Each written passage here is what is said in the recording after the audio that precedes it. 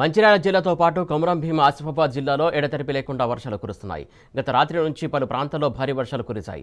మంచిర్యాల జిల్లా కన్నపల్లి, భీమిని మండలాల్లో అత్యధికంగా 20 సెంటీమీటర్ల వర్షపాతం నమోదైంది. ఈ రెండు మండలాల్లో పలుతో లోతట్టు ప్రాంతాలు జలమయమయ్యాయి. బెల్లంపల్లి, సింగరేణి రీజియన్లో భారీ వర్షాలు కురిశాయి. శ్రీరాంపూర్, ఇందారం, మందమర్రి, ఖైరిగూడ, సింగరేణి ఓపెన్ కాస్ట్లో భారీగా వరద నీరు చేరడంతో బొగ్గు ఉత్పత్తి నిలిచిపోయింది. మంచిర్యాల జిల్లాలో రెయిన్ అప్డేట్స్ మా ప్రతినిధి ఉమేష్ అందిస్తారు. మంచిర్యాలతో పాటు కొమరం భీం ఆసిఫాబాద్ జిల్లాలో కూడా జనజీవనం అస్తవ్యస్తమైంది. పలు చోట్ల కూడా భారీ వర్షాలకు లోతట్టు ప్రాంతాలన్నీ కూడా జలమయమయ్యాయి.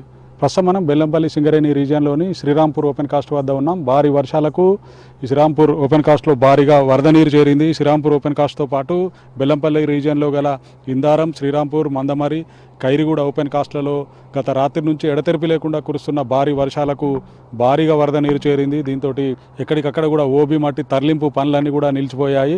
భారీగా వరద నీరు చేరడంతో ఓబీ మట్టు పనులు నిత్యం తరలించే వేలాది టన్నులు తరలించేటువంటి టిప్పర్లన్నీ కూడా కాంట్రాక్టర్లు అందరూ కూడా ఇక్కడ నిలిపివేసి బొగ్గు ఉత్పత్తి నిలిపివేశారు. దాదాపు 4 బెల్లంపల్లి రీజియన్లో గల ఈ 4 ఓపెన్ కాస్ట్లలో గత రాత్రి నుంచి కూడా భారీ వర్షాలకు వరద నీరు చేరడంతో ఎక్కడికక్కడ కూడా ప్రొడక్షన్ ఆగిపోయింది. దాదాపు 40,000 టన్నుల బొగ్గు ఉత్పత్తికి సింగరేణి సంస్థకు నష్టం వాటిల్లినట్టుగా తెలుస్తుంది. మరోవైపు ఎడతెరిపి లేకుండా కురుస్తున్న భారీ వర్షాలకు ఓవైపు మంచిర్యాల జిల్లాలో రాష్ట్రంలోనే అత్యధికంగా కన్నెపల్లి, భీమిని మండలాల్లో 20 సెంటీమీటర్ల వర్షపాతం నమోదైంది. అలాగే నెన్నెల, తాండూరులో కూడా 15.9 సెంటీమీటర్ల వర్షపాతం నమోదైంది.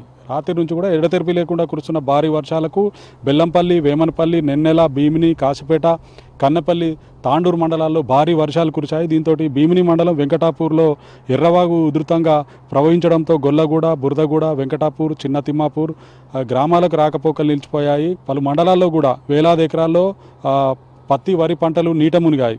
మరోవైపు తాండూరు మండలం నర్సాపూర్ గ్రామంలో ఏదైతే గర్భిణికి పురిటి నొప్పులు రావడంతో ఉధృతంగా ప్రవహిస్తున్నటువంటి నర్సాపూర్ వాగును గ్రామస్తులు అలాగే పోలీసులు తాడు సాయంతో గర్భిణిని వాగు దాటించి మెరుగైన వైద్య చికిత్స కోసం తాండూరుకు తరలించారు.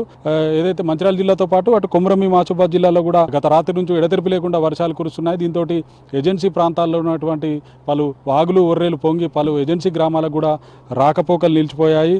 పెంచికల్పేట మండలంలో భారీ వర్షాలకు దిందా వాగు ఉధృతంగా ప్రవహించడంతో అక్కడ కూడా పలు గ్రామాలకు రాకపోకలు నిలిచిపోయాయి.